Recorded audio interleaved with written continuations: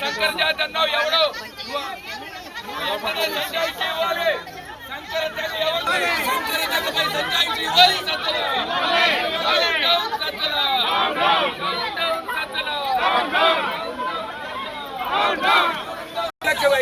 దానికి తోడు Sajjala YCP party ఆయన చెప్తాడు మహిళలంటే రాక్షసులు, మహిళలంటే పిశాచులు, మహిళలంటే ఓడిపోయి ఉండే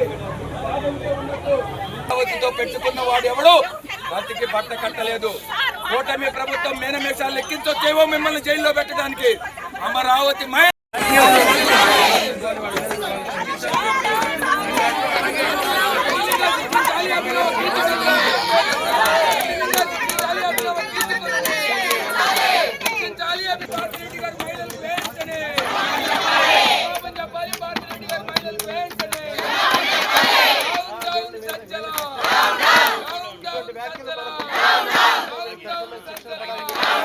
అందరూ కూడా డిమాండ్ చేస్తూ కార్యాలయం ముందు ఆందోళన చేయడం జరిగింది.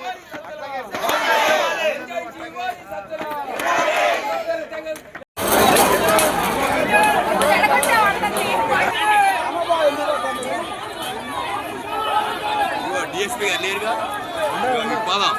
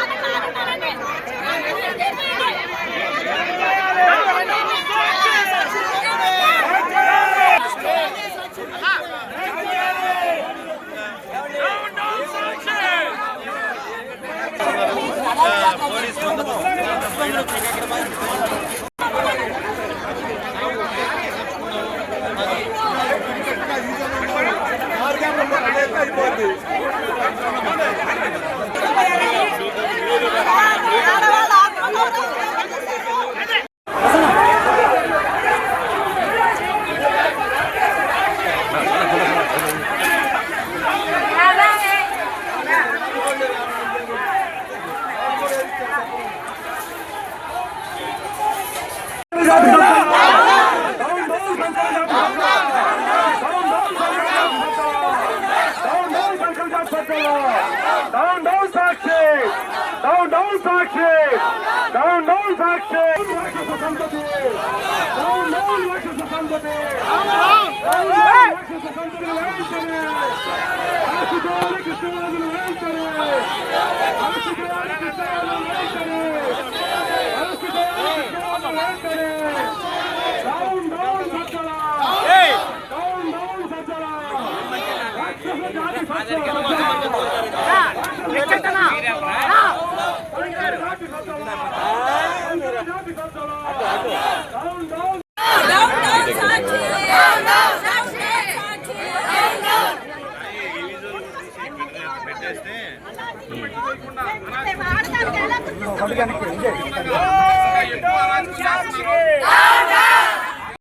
మహిళల్ని కించపరుస్తూ మాట్లాడుతూ సాక్షి మీడియా ద్వారా ఎండి గారు భారతిరెడ్డి గారు ఆధ్వర్యంలో ఈరోజు కృష్ణరాజు గారు శ్రీనివాస్ గారు మాట్లాడిన మాటలు అనుచిత వ్యాఖ్యలను మేము తీవ్రంగా ఖండిస్తున్నాం. 3 రోజుల నుంచి మహిళలు ఆత్మాభిమానం దెబ్బతినే విధంగా అమరావతి చుట్టుపక్కల ఉన్నటువంటి మహిళలు, రాష్ట్ర మహిళలు అంతా వేసేలంటూ మాట్లాడుతున్న మాటలకి చాలా వరకు కూడా రాష్ట్రంలో ప్రతి ఒక్కళ్ళు కూడా క్షమాపణ చెప్పే వరకు మేము నిద్రపోమని మేము చేస్తున్నాము. ఈరోజు సాక్షి మీడియాలో సజ్జల రామకృష్ణారెడ్డి అడుగుతున్నాడు, అసలు సంకర జాతిగా ఉండి వీళ్ళంతా రకరకాలుగా మాట్లాడుతూ వల్లిస్తున్నారని. ఒక్కటి గుర్తుపెట్టుకోండి, ఎవరు సంకర జాతి? ఈరోజు సాక్షి మీడియాను ప్రోత్సహిస్తుంది ఎవరు? మాజీ ముఖ్యమంత్రి జగన్మోహన్ రెడ్డి గారు, ఆయన సతీమణి భారతిరెడ్డి గారు. వాళ్ళ ఆధ్వర్యంలో జరిగినటువంటి ఈ డిబేట్లో మాట్లాడితే మాటలు ఖండించకుండా ఈరోజు రాష్ట్ర మహిళలందరినీ అవమానపరుస్తున్నారు. అందులో భాగంగా మీరు తాడేపల్లి ప్యాలెస్లో ఇల్లు కట్టుకొని ఉన్నారు అంటే మీరు కూడా ఆ కోవకు చెందిన వాళ్ళ.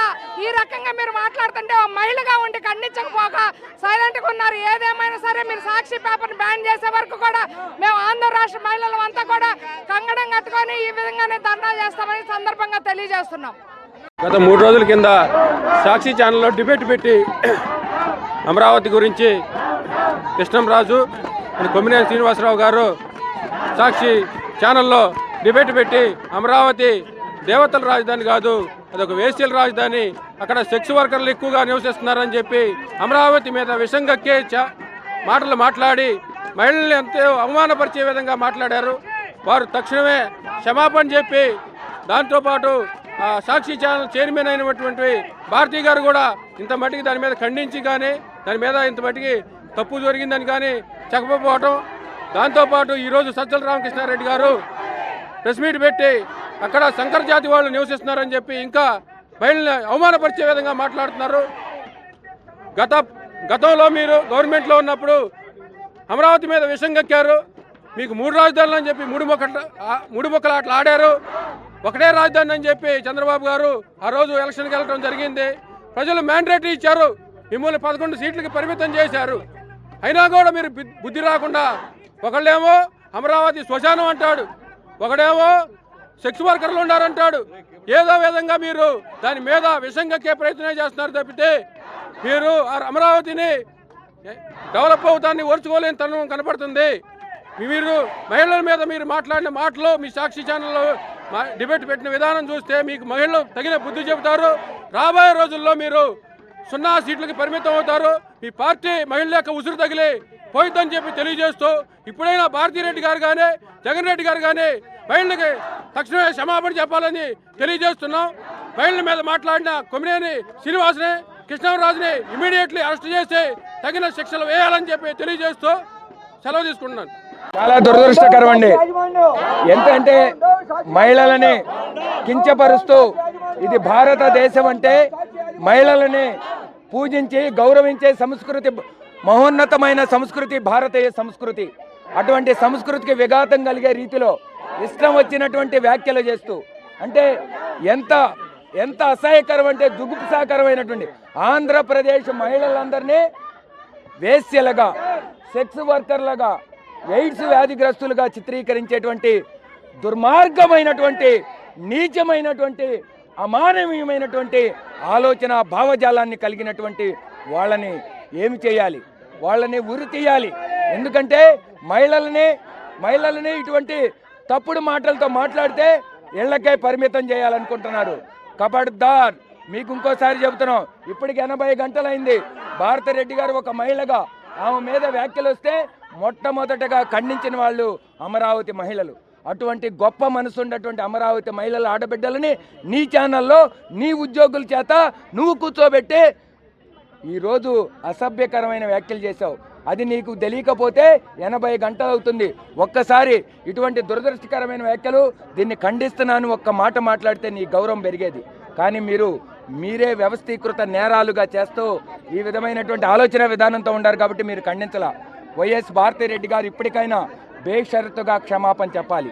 అదేవిధంగా సజ్జల గారు మాట్లాడారు, నిజంగా ఎంత దుర్మార్గమయ్యా, నీకు ఓట్లేయలేదని నిన్ను అధికారం నుంచి తొలగించారని ఒక దుగ్ధతతో ఆంధ్రప్రదేశ్ ఆడబిడ్డలని రాక్షసులు, పిచాచులు, శంకర తెగవారంటారా? అంటే ఎవరయ్యా నువ్వు మాట్లాడేది? ఎవరిని? దళితులని, బడుగు బలహీన ముస్లిం మైనార్టీ వర్గాల్ని శంకర తెగలు అంటావా? ఎంత అహంకారం, ఎంత కండకావరం! మాకేమీ కాదు లేనటువంటి ఒకలా కూటమి ప్రభుత్వం మేనమేషాలు లెక్కించొచ్చేమో, కానీ మిమ్మల్ని ఈ అమరావతి ఉద్యమకారులు, అమరావతి మహిళలు మాత్రం మిమ్మల్ని తరిమి కొడతారు ఈ రాష్ట్రం నుంచి అని హెచ్చరిస్తూ ఉన్నాం.